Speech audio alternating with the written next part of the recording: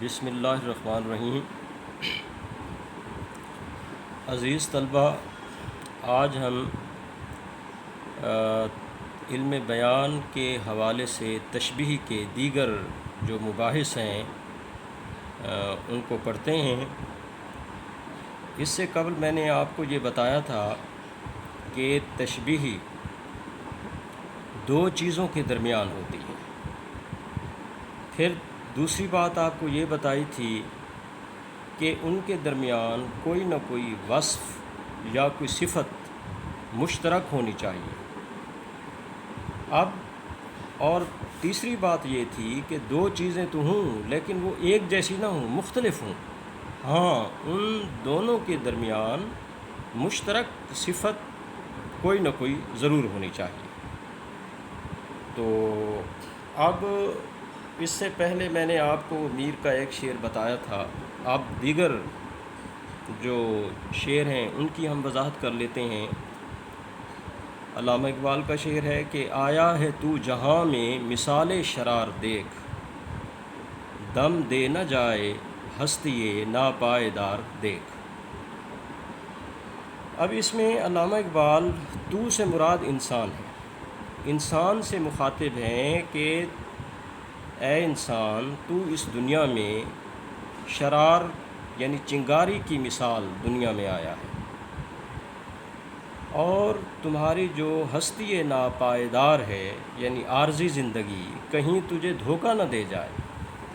یعنی مراد یہ ہے کہ جس طرح چنگاری جلتی ہے اور دوسرے لمحے بجھ جاتی ہے، اسی طرح انسان کی زندگی کا بھی کچھ پتہ نہیں ہے، وہ بھی کسی لمحے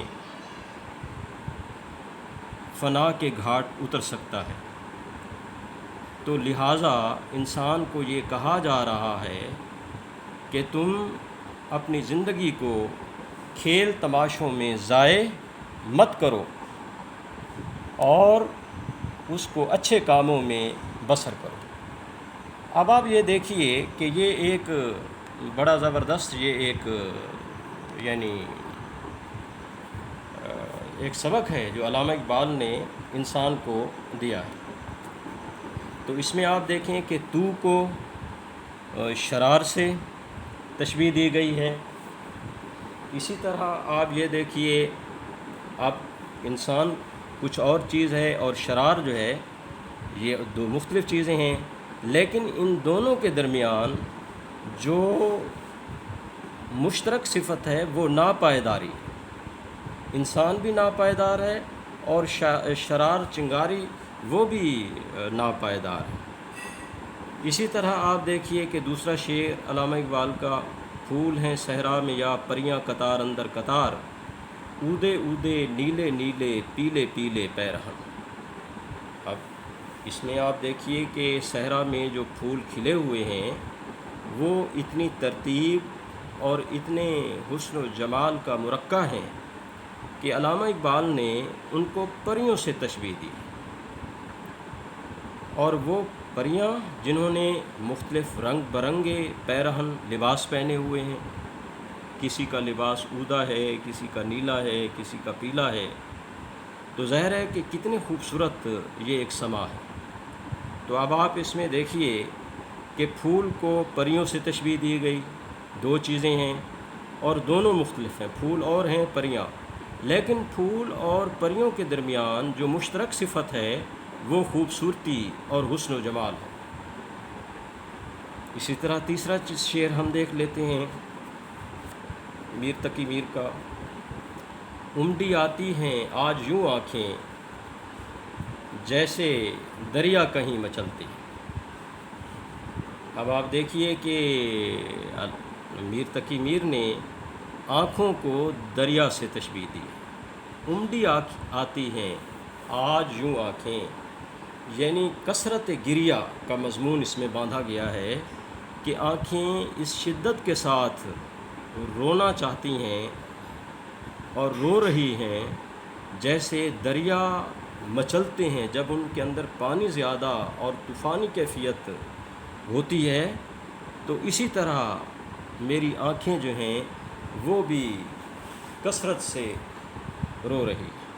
اب اس میں آنکھوں کو دریا سے تشبیہ دی گئی ہے، اور ان دونوں کے دو مختلف چیزیں ہیں، اور ان کے درمیان جو مشترک چیز ہے وہ امڑنا، مچلنا، کناروں سے باہر، چاہے وہ کنارے آنکھوں کے کنارے ہوں یا دریا کے کنارے ہوں، پانی کا کناروں سے باہر نکلنا، مچلنا، امڑنا، یہ یعنی اس کی مشترک صفت ہوگی۔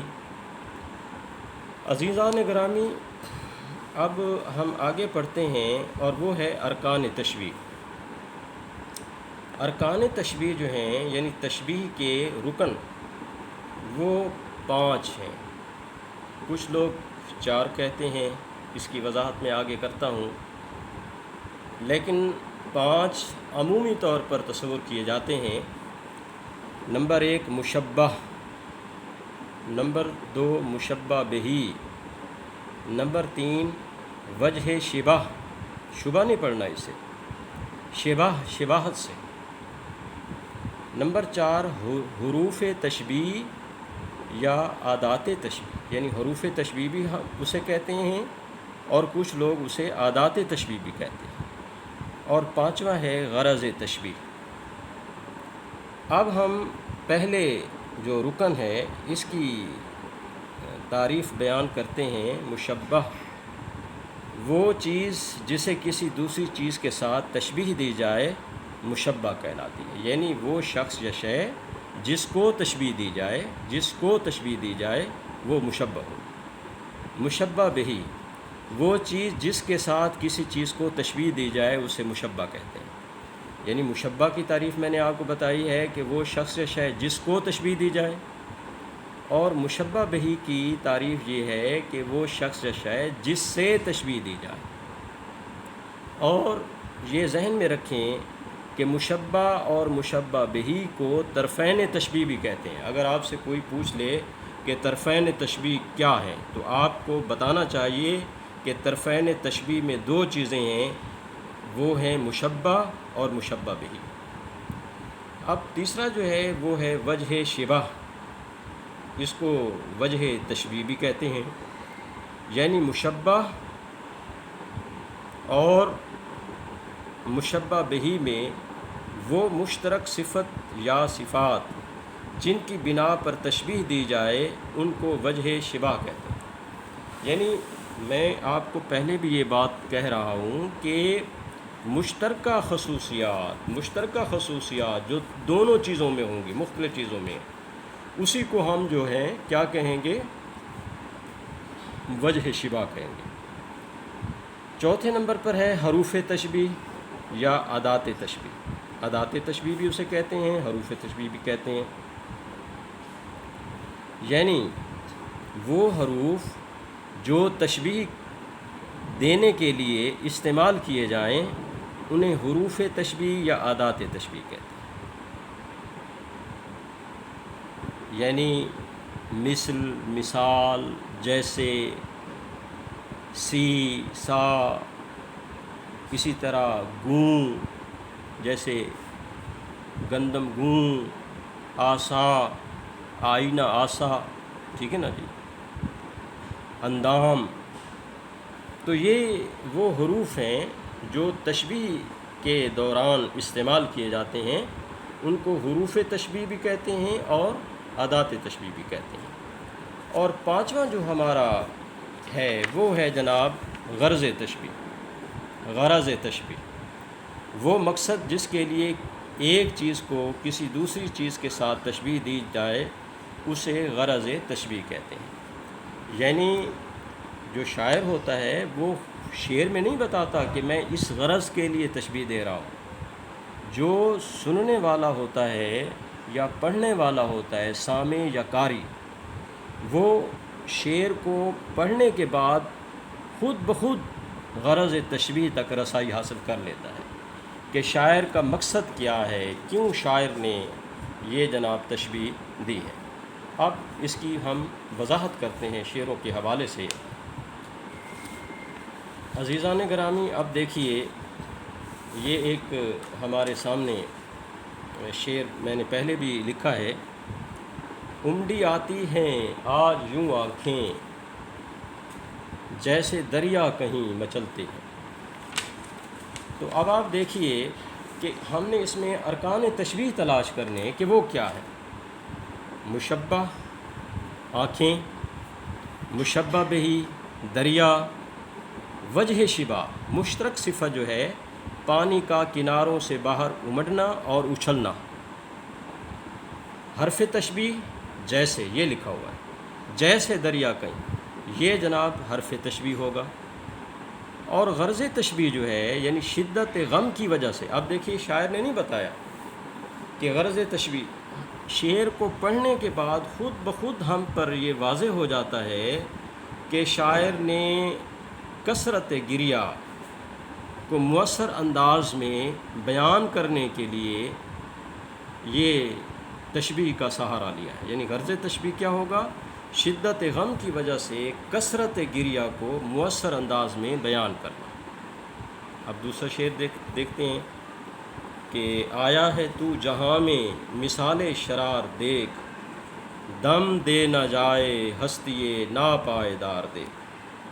اب اس میں آپ دیکھیے کہ علامہ اقبال نے تو سے مراد انسان ہے، مشبہ انسان، مشبہ بہی وہ شعر میں موجود ہے، شرار چنگاری کو کہتے ہیں، اور وجہ شبہ ناپائیداری اور فنا پذیری، انسانی زندگی بھی ناپائیدار ہے اور جو چنگاری ہے وہ بھی ناپائیدار ہے، دوسرے لمحے بجھ جاتی ہے، تو انسانی زندگی کا بھی کچھ پتہ نہیں ہے۔ اور اس میں حرف تشبیہ یا عادات تشبیہ کیا ہوگا؟ مثال شرار، مثال کا لفظ آ گیا۔ اب غرض تشبیہ ہم نے خود دیکھنا ہے کہ غرض تشبیہ آپ بتائیں گے کہ انسان کی ناپائیداری اور فنا پذیری کو مؤثر انداز میں بیان کرنا، ٹھیک ہے نا جی؟ یعنی غرض تشبیہ کیا ہوگا کہ انسان کی ناپائیداری اور فنا پذیری کو مؤثر انداز میں بیان کرنا، یہ اس کا غرض تشبیہ ہے۔ اب تیسرا شعر ہم دیکھتے ہیں حیدر علی آتش کا۔ کسی نے مول نہ پوچھا دل شکستہ کا، کوئی خرید کے ٹوٹا پیالہ کیا کرتا۔ بہت عمدہ شعر ہے۔ تو اب آپ دیکھیے کہ مشبہ کیا ہوگا؟ مشبہ ہوگا یہ جناب دل، ٹھیک ہے، جس کو تشبیہ دی جائے۔ مشبہ بہی جس کے ساتھ تشبیہ دی جائے وہ ہے پیالہ۔ وجہ شبہ کیا ہوگا؟ شکستگی، ٹوٹ پھوٹ۔ اب ظاہر ہے کہ اگر بازار میں آپ جائیں پیالہ لینے کے لیے اور وہ ٹوٹا پھوٹا ہو تو کوئی خریدار بھی اسے نہیں لے گا۔ تو شاعر یہ کہنا چاہتا ہے کہ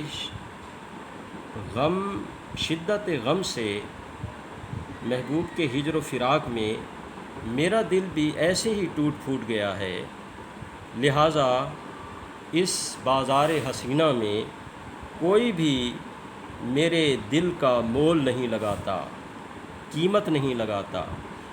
جس طرح ایک ٹوٹے ہوئے پیالے کو کوئی خریدار نہیں خریدتا، اسی طرح میرے ٹوٹے ہوئے دل کو بھی کوئی پسند نہیں کرتا۔ تو عزیزان گرامی دیکھیے کہ مشبہ دل، مشبہ بہی جس سے تشبیہ دی گئی وہ پیالہ، وجہ شبہ شکستگی اور ٹوٹ پھوٹ۔ حرف تشبیہ اب اس میں نہیں ہے۔ حرف تشبیہ ضروری نہیں ہے کہ تمام شعروں کے اندر موجود ہو، اس میں موجود نہیں ہے، جس میں نہ ہو تو آپ لکھ دیں ندارت۔ اب غرض تشبیہ کیا ہوگا؟ دل کی شکستگی اور ٹوٹ پھوٹ کو مؤثر انداز میں بیان کرنا، یہ جناب جو ہے یہ ہمارا غرض تشبیہ ہوگا۔ تو عزیزان گرامی آپ یہ ذہن میں رکھیے کہ تشبیہ میں جو غرض تشبیہ ہے اس کو کچھ لوگوں نے ارکان تشبیہ میں شامل نہیں کیا کیونکہ یہ موجود نہیں ہوتا۔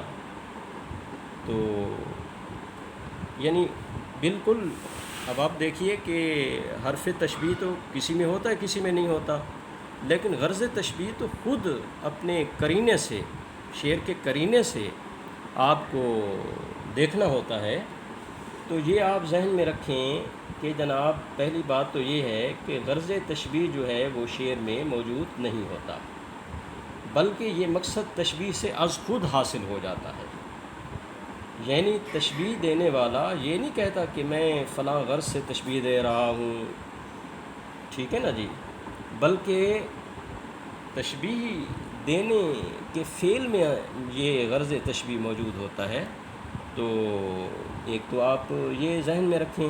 دوسری بات یہ ہے کہ جو تشبیہ کے چاروں ارکان ہیں ان میں جو طرفین تشبیہ ہے یعنی مشبہ اور مشبہ بہ، تو ان کے علاوہ یعنی مشبہ اور مشبہ بہ کے علاوہ اب علاوہ کون کون سے رکن ہیں وہ آپ کو میں نے بتایا، وجہ شبہ ہے یا حرف تشبیہ ہے۔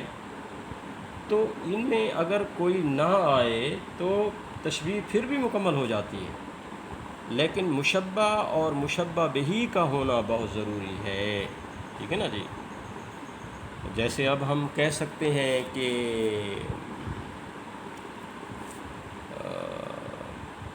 پانی شہد کی طرح ہے، ٹھیک ہے نا جی۔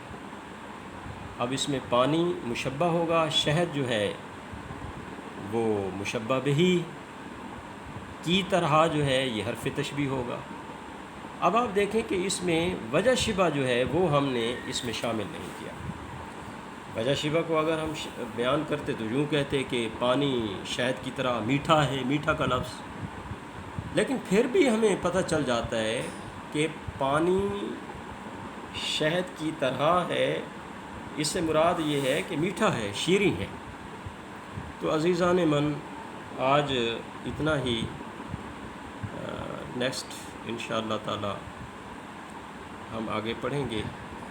آپ کو جو کچھ پڑھایا گیا ہے امید ہے کہ آپ اس کو دوبارہ غور سے پڑھیں گے، اور آپ سے یہ بھی توقع میں رکھتا ہوں کہ تقریباً 10-12 جتنا آپ کا ذوق پسند کرے تشبیہ کے شعر ڈھونڈیں اور پھر ان کے ارکان تشبیہ علیحدہ کریں، جیسا کہ یہ ہم نے مشبہ، مشبہ بہ، وجہ شبہ، حرف تشبیہ، غرض تشبیہ، یہ آپ نے علیحدہ ان کا تجزیہ کرنا ہے تشبیہاتی انداز میں، ارکان تشبیہ ڈھونڈنے ہیں۔